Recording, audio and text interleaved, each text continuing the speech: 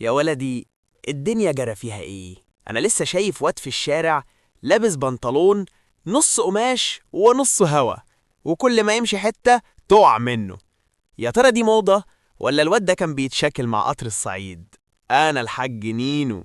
ايوه نينو، اللي شاف زمان وشاف دلوقتي. زمان يا حبيبي كان الواحد فينا لو بنطلونه اتنسل نسلة صغيرة يروح يستخبى من ابوه ويداريه بالجاكيتة لحد ما يروح للخياط يرفقه ويخليه لي الفل، وكان عيب قوي تمشي بفتلة طالعة. دلوقتي بقى الشباب بيدفعوا دم قلبهم في بنطلون مهرول ومقطع من الركبة ومن الفخذ، وتلاقي الواد ماشي وفخور قوي بالهوا اللي داخل طالع. طب يا ابني لو الجو شتت هتعمل ايه؟ هتلبس لزقة طبية على ركبك؟ والله يا ولدي الأناقة مش بالتقطيع، الأناقة في الهيبة، والستر دايما جميل. بس نقول ايه، اهي موضة وكل يوم ليها حال. بكرة يلبسوا الهدوم مقلوبة ويقولوا ده ستايل. المهم يا سيدي، لو عندك بنطلون مقطع خبي ركبك لا تاخد برد، وقول لي في الكومنتات انت مع الموضة دي ولا شايف ان الخياط هو الحل؟